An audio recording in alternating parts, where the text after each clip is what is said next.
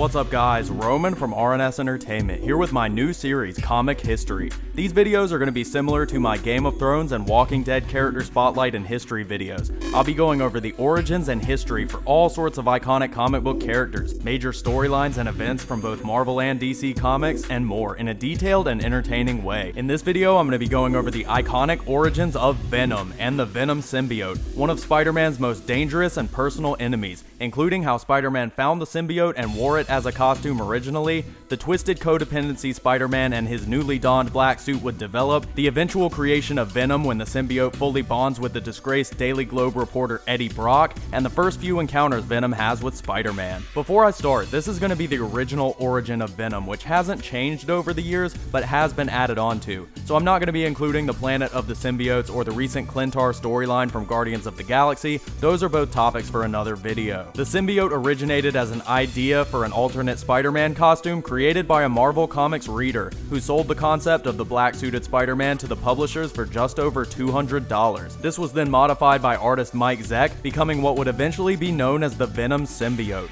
The symbiote first appeared in The Amazing Spider-Man number 252, when Spider-Man returns wearing it as the black costume, after he and several of Earth's other heroes, including the Fantastic Four, and several members of both the X-Men and the Avengers, were transported to a constructed planet called Battleworld, where an almost omni-powerful being named the Beyonder forced them to fight against Earth's villains in a massive death match, a story that would be explored further in Secret Wars in the following months. In Secret Wars number 8, Spider-Man attempts to replace his shredded costume when Thor tells him of a machine that is able to generate any clothing the user thinks about that he and several other heroes use to replace their own gear on Battleworld. Spider-Man accidentally approaches the wrong machine and out pops the Venom Symbiote, which instantly attaches itself to him. Spider-Man ends up realizing later that he used the wrong machine and that the costume can seemingly respond to his thoughts, but puts aside his suspicions for the moment and returns to his life fighting crime. This is a complicated time in Spider-Man's life. After revealing his secret identity to and starting a romantic relationship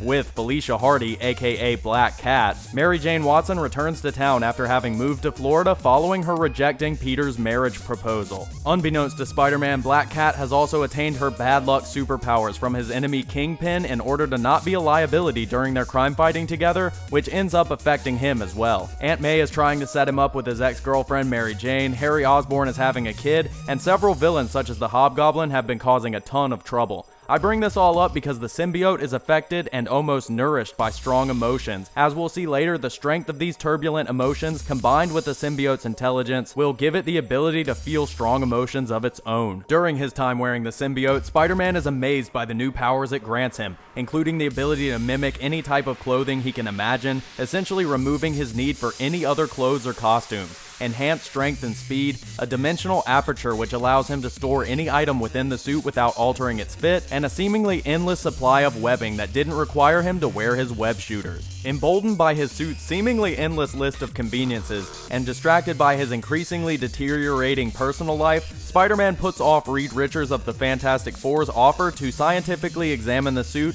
and embraces his new costume and the powers it brings. Without Spider-Man knowing, the symbiote began to take control of his body while he slept and fought crime at night, causing him to constantly be exhausted and making his problems with his personal life even worse. During this time, a villain known as the Rose hires the professional superpowered assassin Puma to kill Spider-Man, and during their fights, Puma's enhanced senses reveal that the black suit and the webbing it produces are actually made out of the same organic material. Spider-Man's life becomes increasingly unstable as he begins to lose track of how long he's sleeping, having nightmares of a battle between the black suit and the Spider-Man costume, while the symbiote continued its nightly jaunts across the city. Aunt May is no longer speaking to him after Peter has told her he dropped out of graduate school, Mary Jane has revealed to him that she knows he's secretly Spider-Man, and his relationship with the Black Cat is barely holding together. Feeling helpless and alone, Spider-Man decides to take up Reed Richards on his offer and get the suit examined. After running a number of tests, Spider-Man is informed that what he thought was a new costume is actually an alien symbiote which has attached itself to Spider-Man in both mind and body. When Spider-Man attempts to remove the suit The symbiote panics and attempts to permanently bond itself to Spider-Man,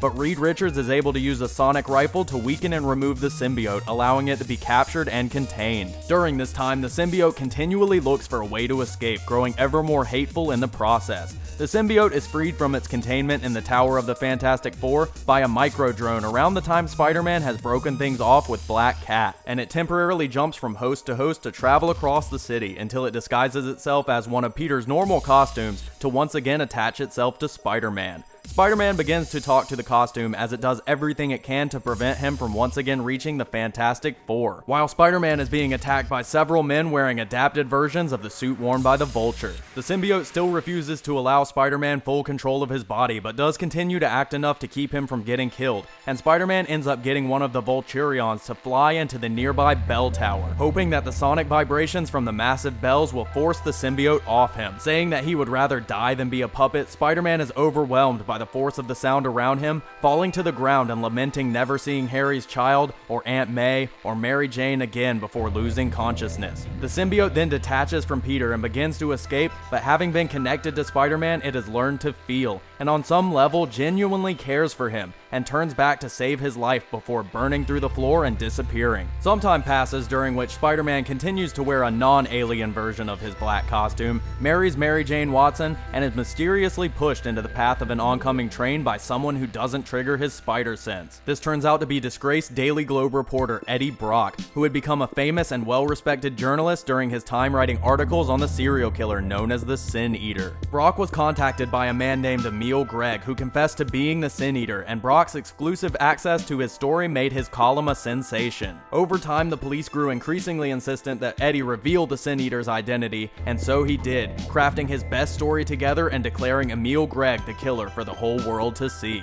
Within hours of Brock's big debut, Spider-Man captures and exposes the real Sin Eater, and it was discovered that Emil Gregg was nothing but an obsessive confessor seeking attention, destroying Brock's reputation, killing his career as a journalist, and forcing him to resort to writing cheap, venomous articles for low-rent tabloid magazines. All Eddie ever wanted to be was a respected journalist, and because of one mistake, he was crucified by the court of public opinion and reduced to something he hated. He relocated to the Bronx and began an intense weightlifting regimen to alleviate stress, but other than bringing his body to the limits of human strength, all this did was further his hatred of Spider-Man, who he blamed more and more for his sudden misfortune. His hate grew to an obsessive extreme, and Eddie Brock began to wander from church to church, contemplating ending his life, when on the fateful day that Spider-Man was separated from the symbiote, it found a new and receptive host in Eddie Brock, whose extreme levels of hatred both attracted the symbiote and drove it and its host insane, merging the symbiote's feelings of love and rejection by Spider-Man with Brock's dark obsession, permanently bonding the two together to create Venom. While wearing the Venom Symbiote, Brock gained all of the powers of Spider-Man,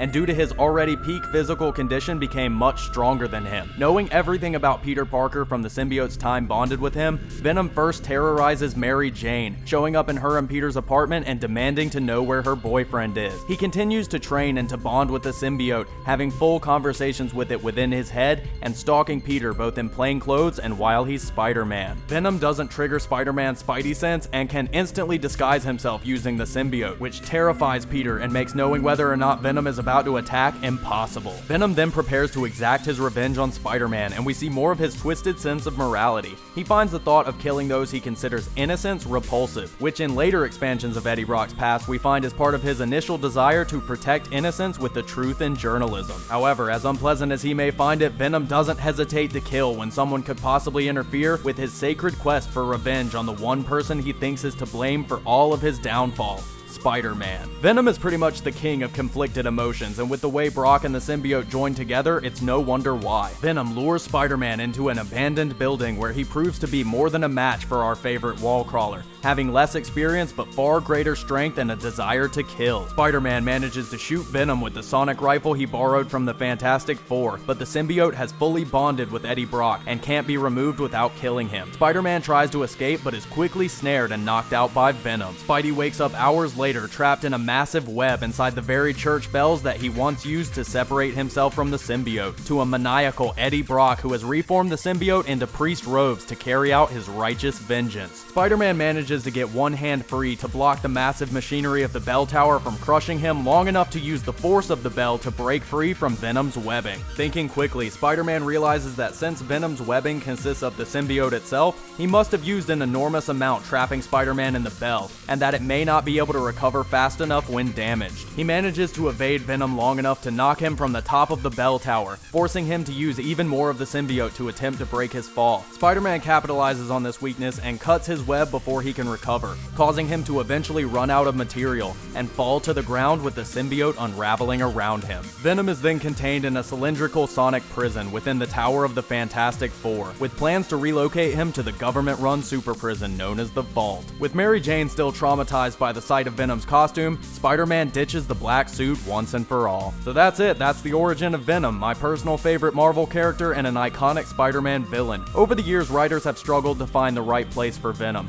and the character has undergone all kinds of storylines, from becoming an anti-hero to birthing other symbiotes such as Carnage, Phage, Lasher, and others, to eventually losing the symbiote, which would then bond with a number of other hosts such as Matt Gargan, aka the Scorpion, before eventually joining with Flash Thompson to create Agent Venom, which is the incarnation of Venom in the comics today. But however many hosts the symbiote may bond with, Eddie Brock will always be half of the original and true Venom, because without that perfect cocktail of hatred, rage, and obsession that Brock offered the symbiote when it needed it most, Venom could never have existed in the first place. Hope you enjoyed this comic history on the origin of Venom. I plan on doing tons more of these videos in the future, including going over future Venom stories, along with the origins and iconic storylines of all sorts of comic book characters. Make sure to hit the subscribe button, thumbs up the video, and let me know in the comment section below what you thought about the origin of Venom.